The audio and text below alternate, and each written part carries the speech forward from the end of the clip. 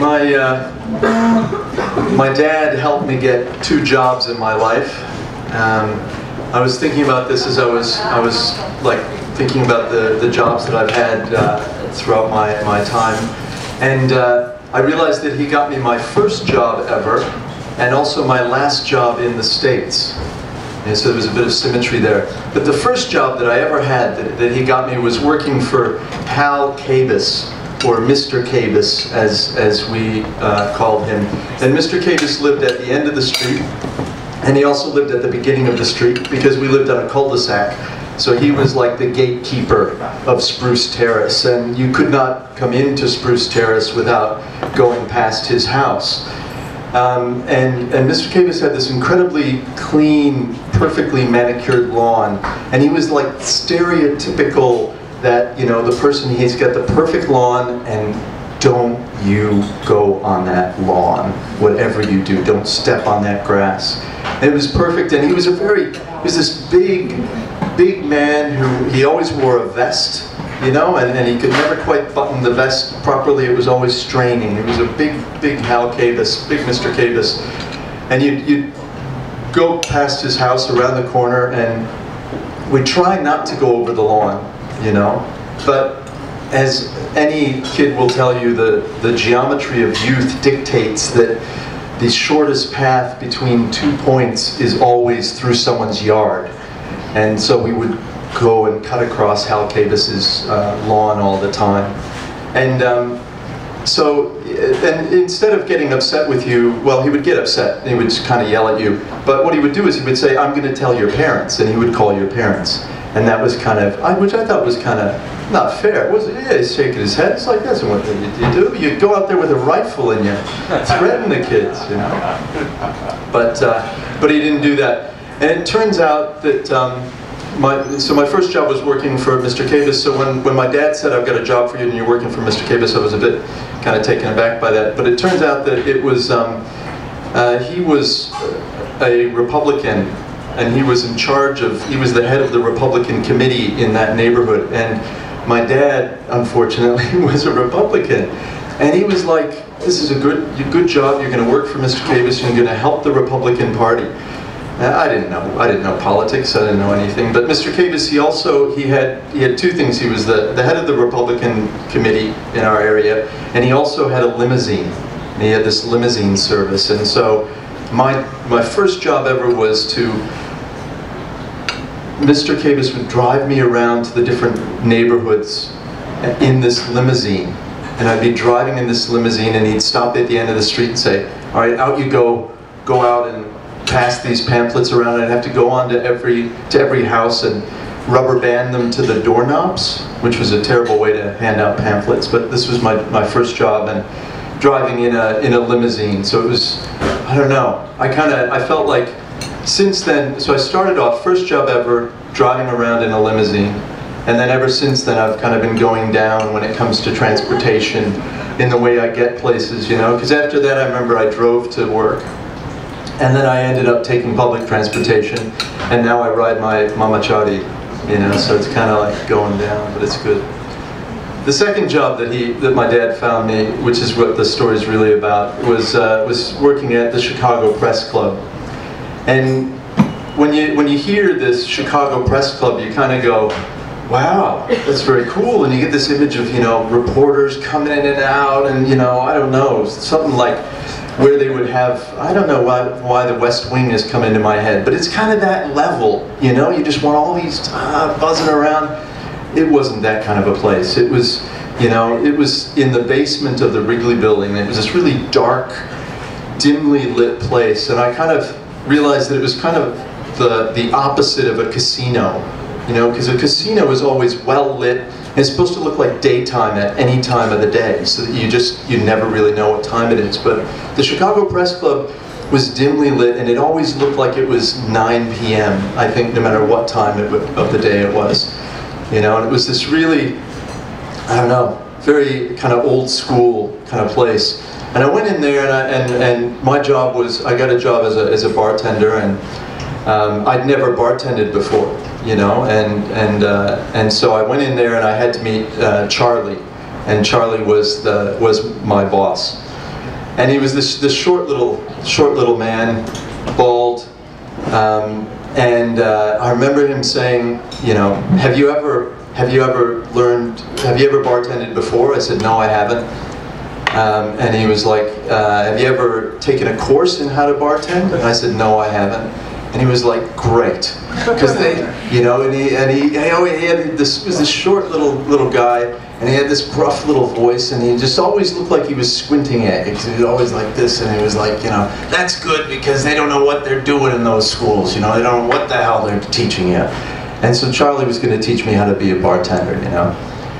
And I remember we started the first day, and he lined up these the shot glasses on the bar, and I had to pour water. You know, I had this water with a speed pour, bottle of water with speed pour, and I had to go pour. And Charlie's talking me through this, and then, you know, he starts telling me a little bit about some of the drinks, and a customer comes up, and a customer, you know, says, you know, Charlie, can I get a martini or something? And Charlie just looks back at him and is like, can't you see I'm busy here? This was Charlie. It was like, and I thought, this is very strange, but you know, this is, you know, I was listening to my boss at the time, and so he taught me a little bit about how to make drinks and this kind of thing. And the way that he dealt with customers was, I don't know, he just didn't like people, and he got things wrong a lot, you know, like he drank a lot on the job, and he was always, you know, someone would order a Manhattan, because they didn't order fancy drinks then, it was just, you know, so they'd order a Manhattan and he'd give them an old-fashioned, and they would say, you know, Charlie, I ordered a Manhattan, and he goes, if you'd ordered a Manhattan, I would have given you a Manhattan. You know, and he just didn't, and then he'd say, fine, fine, and he'd take the drink, and he'd either, depending on how he was going, he'd either just spill it down the drain, or he'd set it aside for later, you know, and then he'd pour them another drink, and it was just crazy. And like, I don't know, how could he get away with this was one of the things I was trying to figure out. How do you know, where's this kind of, you know, friendly, lovely bartender that you're used to having? And it turns out that, like, one of the reasons, I don't know, the impression I had of the press club was so dark and so kind of, I don't know, there weren't the fancy people there, and that's because it was a members-only club. It was a members-only club, but it had kind of lost its sparkle, so most of the people who belonged there were not, they were kind of like, you know, the washed-up reporters, and the people who were in advertising, and the people who, you know, you could get away with, because you had a tab, and you just order stuff, and you'd have to pay your tab at the end of the month, and people just wouldn't pay their tabs. And they would just, you know, and nobody really cared. It was all member run, and the president was all in on it, and everybody was kind of like, this is okay, and you know, it's kind of like the economy. It's this false thing that everybody believes in. As long as everybody believes in it, it'll just keep perpetuating itself. So we had this strange thing. I remember there was this one customer who came in often, and she would tended to have too much to drink, had these long afternoon, you know, a lunch that just goes until it was time to leave. And Charlie would just have these shouting matches with her, you know, and he just went off at her one time. And I remember, you know, he called her an effing C. And I'd never heard the C word in real life, and I just thought, he's going to lose his job. This just isn't going to work. And part of my job was to try and keep Charlie okay and make everything, you know, keep everybody happy, kind of thing. And so I was talking to him afterwards, and I was like, you got to calm down. And then the president of the press club was called in and talked to Charlie. And when Charlie came back, I was like, you know, are you okay? Did you do, you know, what happened? And he was like, I'm fine, I'm fine. They'll never get rid of me. They'll never get rid of me. The things I know. You know? And he was just like, that was what he did, you know? One day, I came in for my shift, and I found Charlie passed out behind the bar, and he really tied one on.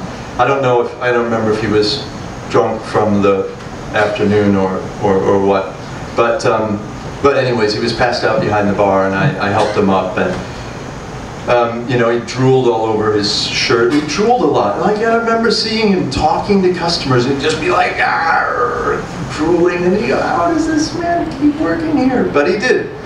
But anyways, so I helped him up, and it turned out that day, you know, he shared a bit of a story with me, and it turns out that the reason he said he was so angry, and what really kind of got his goat all the time, was that he'd lost his wife. His wife had died in a fire. Their apartment was on fire. He tried to save her, and he couldn't save her. And he was just like, he was devastated, and he was telling me this news, you know, he was weeping, and it was really sad, and all of a sudden my impression of him changed. And I thought, oh, this is a man who you know, this wasn't, I don't know, it wasn't so much that he was angry at the world, he was just angry at what had happened, and he loved his wife. He loved this woman so much that love was kind of coming out in all these other channels. That's the way I saw it anyways. And that's the way I like to think of it. But, so that was what, you know, I learned a little bit about Charlie's history there. And the press club there was a lot of, not only were the customers kind of feeding off of the club, but so were the staff. And like and it was just kind of, I don't know why it was allowed to happen, but it was. But the chef, I think his name was Pierre, but I can't remember. Probably not. It just sounds like a good name for a chef. But he was opening his own restaurant. You gotta watch out for this, Charles. He was opening his own restaurant with food that he was taking home from the press club every night.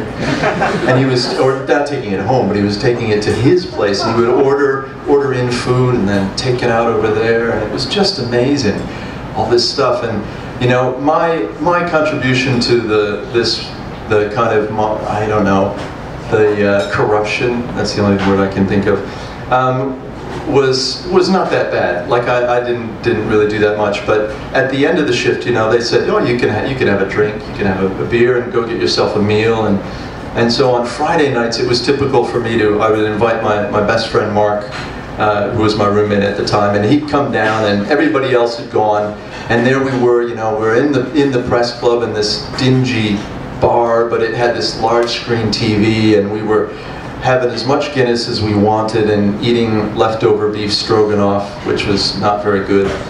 There was something about the press club as well, like the food, the only food they served seemed like the kind of food, I don't know, I'd never really had beef stroganoff other than in like a Swanson's TV dinner or at the press club. And it was like, I think that's where they got their menus from, you know.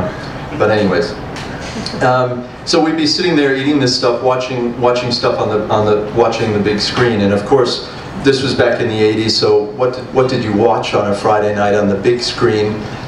Miami Vice, you know, and it was just this big screen of pastel and murder and stubble. That's all I remember. So that was my contribution to that. So my friend Mark, he met Charlie, and we kind of knew what was going on, and eventually the press club. It folded, and it went out of business just about the time I was coming here to Japan, and I flew over to Japan and you know, did my stuff in Japan. I remember going back to Chicago for a visit, and I head back to Chicago, and I'm in the airport, and my best mate Mark, who's, you know, he knows the press club, he knows Charlie, he's come to meet me. We're in the airport, we're walking through the airport, and we see Charlie, and Charlie's there selling popcorn, and he's got this little cart, and he's selling popcorn, and I go up to him, and I'm like, Charlie, how are you? Yeah, I'm in Japan, yeah, it's good, yeah, talking, and this little kid comes up with her mother, and orders some popcorn, and it's like, the popcorn it was like, I don't know, $2.50 is what I remember. And so he hands her the popcorn, and you know, he gets $3, puts it over there, hands her the popcorn. And the mother's like, excuse me, we gave you $3. And he's like, if you'd have given me $3, I would have given you the change. Don't talk to me like that. What the hell are you doing? What do you know? You don't know what you're doing. I'm working here, I'm making the popcorn. And he's just going off with this lady, and I just thought, same old Charlie. Doesn't matter if it's a little kid and her mom getting popcorn. Doesn't matter if it's, you know, a drunk reporter at the press club. You know, his anger is still there, his love is still there, and he's always going to be Charlie. Thanks.